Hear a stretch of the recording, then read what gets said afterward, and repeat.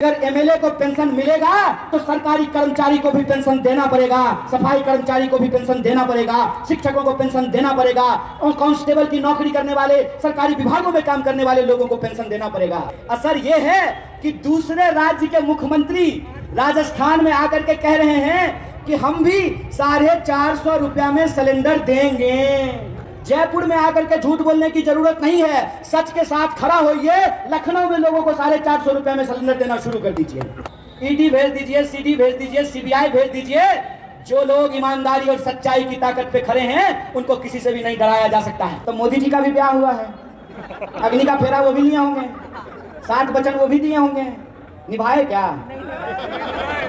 जो महिला अभी तक चलनी लेकर के करवा चौथ का इंतजार कर रही है, जब उसका वादा पूरा नहीं हुआ तो आपका वादा पूरा होगा। अगर वो गारंटी ले रहे हैं तो इस बात की पक्की गारंटी है कि वो पूरा नहीं होने वाला है। इस बात को याद, वो वृद्धा पेंशन देंगे नहीं, छीन लेंगे। मेरी इच्छा कर रही थी कि मैं आप पत्रकारों की तरह जो है माइक ले लूं और उनसे जाकर के सवाल पूछ लूं, क्योंकि आप लोग तो पूछिएगा नहीं। सफाई कर्मचारियों की नौकरी देने के लिए भी इंटरव्यू लेते हैं, झाड़ू लगाने के लिए आप इंटरव्यू लेते हैं, नाली साफ करने के लिए आप इंटरव्यू लेते हैं, और अपने बेटा को, अपने लल्ला को बीसीसीआई का सेक्रेटरी बना दिए। कौन सा इंटरव्यू लिए थे? तो ये चुनाव का वक्त है और मैं समझता हूं कि किसी भी लोकतांत्रिक देश के लिए, किसी भी लोकतांत्रिक राज्य के लिए, किसी भी लोकतांत्रिक समाज के लिए यह एक महापर्व होता है। यह किसी भी आम नागरिक के लिए सबसे बड़ा त्योहार होता है। ये सबसे बड़ा त्योहार इसलिए होता है कि जब हमारे देश को 15 अगस्त 1947 को आजादी मिली, तो आजादी सिर्फ अंग्रेजों से आजादी नहीं मिली। आजादी मिली कि इस देश के भीतर चाहे कोई बेटा किसी भी मां के कोख से पैदा हुआ हो, डॉक्टर बाबा साहब भीमराव अंबेडकर ने संविधान की नजरों में सबको बराबरी का अधिकार दिलाया। संविधान की नजरों में डॉक्टर बाबा साहब भीमराव अंबेडकर ने यह तय किया कि महिला हो या पुरुष, अमीर हो या गरीब, हेलीकॉप्टर पे उड़ने वाला हो या साइकिल चलाने वाला हो, चाहे सफाई का काम करने वाला हो या कलम चलाने वाला हो, बिजनेस करने वाला हो या खेती करने वाला हो, सबको बराबरी का अधिकार दिया, सबको बराबरी का वोट का अधिकार मिला। और आप सब यह बात जानते हैं कि 1947 से पहले इस देश में सबको जमीन खरीदने का अधिकार नहीं था। 1947 से पहले इस देश में सबको पढ़ने का अधिकार नहीं था। आप जानते हैं कि महाभारत की कहानी में हमने पढ़ा है, महाभारत में हमने सुना है कि द्रोणाचार्य ने कहा कि हम एकलव्य को शिक्षा नहीं दे सकते हैं, हम सिर्फ पांडवों को शिक्षा देंगे, कौरवों को शिक्षा देंगे। लेकिन हमारे संविधान ने हमको यह अधिकार दिया है कि इस धरती पे हम पैदा हुए हैं तो हमारी जाति कुछ भी हो, हमारा अधिकार बराबर होगा, हमारी शक्ति बराबर होगी, हमारा वोट का अधिकार बराबर होगा। आप जानते हैं कि यह जो शक्ति है, नहीं मेरा जिंदाबाद मत कीजिए, जिंदाबाद कहना है तो गांधी का जिंदाबाद कहिए, अंबेडकर का जिंदाबाद कहिए, भगत सिंह का जिंदाबाद कहिए, हमारा जिंदाबाद मत कहिए।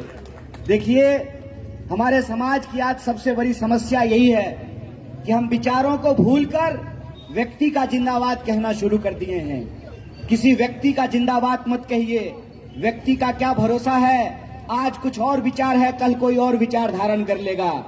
अगर आपको जिंदाबाद कहना है तो विचार का जिंदाबाद कहिए, संविधान का जिंदाबाद कहिए, डॉक्टर बाबा साहब भीमराव अंबेडकर का जिंदाबाद कहिए। साथियों, यह जो हमारे देश और समाज की स्थिति है, इसमें आज लोकतंत्र के महत्व को हमको समझना बहुत जरूरी है। हमको समझना बहुत जरूरी है कि 5 साल में अपने जनप्रतिनिधियों को दोबारा चुनने का अधिकार हमको क्यों दिया गया है।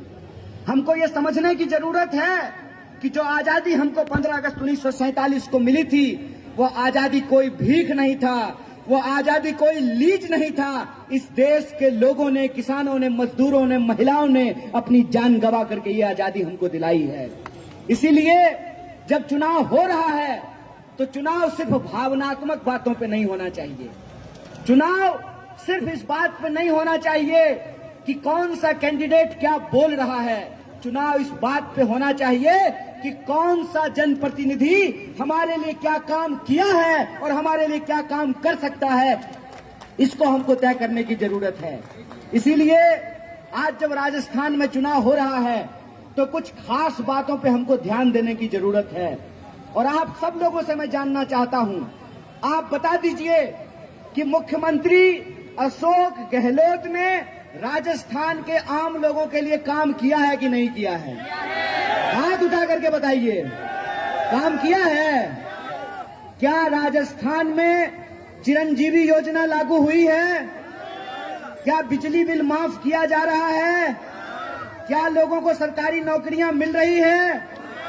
अगर ये हमारा मुद्दा है, रोजी रोटी, कपड़ा, मकान, शिक्षा, स्वास्थ्य, सड़क, बिजली, पानी, इसका मतलब ये है कि जैसे हर किसी को अपने बाल बच्चे के बारे में सोचने का अधिकार है, हम गरीबों को भी, दलितों को भी, पिछड़ों को भी, आदिवासियों को भी, महिलाओं को भी, किसानों को भी, मजदूरों को भी, व्यापारियों को भी और आम लोगों को भी अपने बाल बच्चों के भविष्य के बारे में सोचना चाहिए। और हमारा भविष्य किस बात में है? हमारा भविष्य इस बात में सुरक्षित है कि हमारी देश की आजादी सुरक्षित रहे। हमारा भविष्य इस बात में सुरक्षित है कि हमारा संविधान सुरक्षित रहे। हमारा भविष्य इस बात में सुरक्षित है कि हमारा लोकतंत्र सुरक्षित रहे, हमारा वोट का अधिकार सुरक्षित रहे। और यह बात आप जान लीजिए कि अगर वोट का अधिकार नहीं होता ना, तो नेता अपना हेलीकॉप्टर छोड़ करके आपकी गलियों में नहीं घूम रहा होता। अगर वोट का अधिकार नहीं होता ना, तो राजा और रानी अपने महलों से निकल करके गरीबों के सामने हाथ जोड़ करके नहीं खड़े हुए होते। यह जो वोट की ताकत है, इस वोट की ताकत को हमको समझना पड़ेगा। हमको समझना पड़ेगा कि जो अधिकार हमको मिले हैं वो भीख में नहीं मिले हैं, संघर्षों से हमको वो अधिकार मिला है। मैं आपको याद दिलाना चाहता हूं, 2 अप्रैल 2018 को पूरे देश में एक आंदोलन हुआ था कि नहीं हुआ था? राजस्थान में भी आंदोलन हुआ था। वो आंदोलन क्यों हुआ था?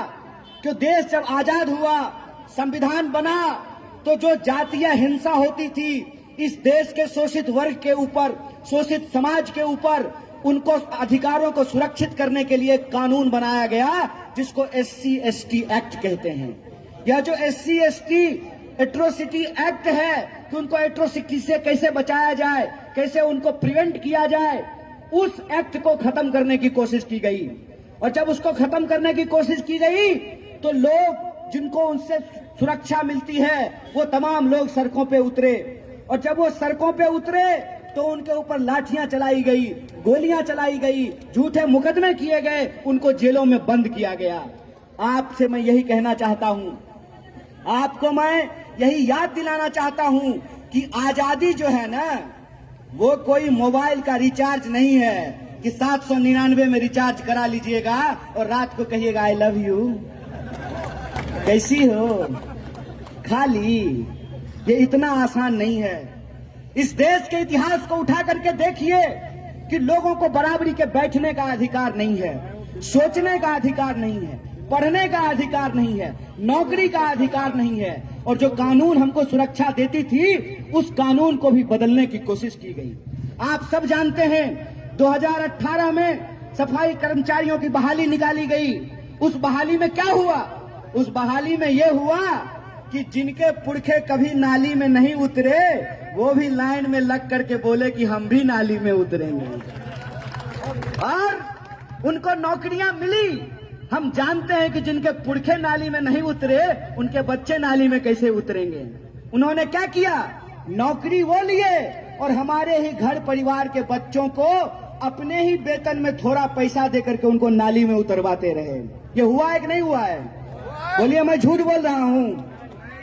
क्या मेरी बात में सच्चाई है कि नहीं है? हाथ उठा करके बोलिए।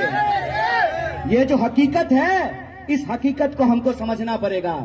इस देश के भीतर जो 140 करोड़ रहते लोग हैं उनको यह बात समझनी पड़ेगी कि कुछ लोग आज हमारे साथ एक बहुत बड़ा खेल खेलने की कोशिश कर रहे हैं। एक बड़े व्यंग्यकार हुए, उनका नाम है हरिशंकर परसाई। हरिशंकर परसाई ने एक कहानी लिखा है। मैं खास करके अपने नौजवान दोस्तों से कहता हूं कि वो कहानी, वो व्यंग्य जाकर के जरूर पढ़ना। हिंदी में वो व्यंग्य है, उस व्यंग्य का शीर्षक है भेड़ और भेड़िया। हुआ ये कि एक बार जंगल के तमाम जानवरों ने ये फैसला लिया कि जंगल का राजा अब रानी के कोख से नहीं पैदा होगा। जब जंगल के तमाम जानवरों ने यह फैसला लिया कि जंगल का राजा अब रानी के कोख से नहीं पैदा होगा, जंगल में अब चुनाव होगा, जंगल का राजा वही बनेगा जिसको जंगल के तमाम लोग चुनेंगे। आपको मालूम है, जब यह बात रंगे हुए सियार को पता चला तो रंगा हुआ सियार भेड़िए के पास पहुंचा और भेड़िए को कहा कि ये बहुत अच्छा मौका है हुजूर, अगर आप चुनाव लड़ लें, अगर आप चुनाव जीत जाएं तो आप जंगल के राजा हो जाएंगे। भेड़िए ने कहा कि लेकिन जंगल में तो संख्या ज्यादा भेड़ों की है, तो हम चुनाव कैसे जीतेंगे। तो रंगे हुए सियार ने कहा कि आप ऐसा कीजिए, आज आप घोषणा करवा दीजिए कि आज से आप शाकाहारी हो गए हैं और आपने घास खाना शुरू कर दिया है। भेड़िया ने वही किया, अपने मुंह पे घास के 2 दाने दबा लिए, 2 घास दबा करके चुपचाप अपने गुफा के बाहर बैठ गया और आते जाते हर जानवर को कहने लगा कि ये जी सुनो, हम अब तो शाकाहारी हो गए हैं, देखो घास खाने लगे हैं। यह बात सुनकर के भेड़ों को बड़ा आश्चर्य हुआ। उनको लगा कि भेड़िए भी शाकाहारी हो गए हैं तो इसको राजा चुनने में कोई दिक्कत नहीं है, और भेड़ों ने भेड़िए को अपना राजा चुन लिया। भेड़िया जब राजा हो गया तो उसने पहला कानून पास किया कि सुबह सुबह भेड़ के एक बच्चे को, मुलायम बच्चे को मैं नाश्ते में खाऊंगा। उसने ऐसा कानून पास किया। आपको लोकतंत्र की इस ताकत को इस व्यंग्य से समझना चाहिए कि इस देश में रहने वाले जो 140 करोड़ लोग हैं, उनकी वस्तु स्थिति क्या है।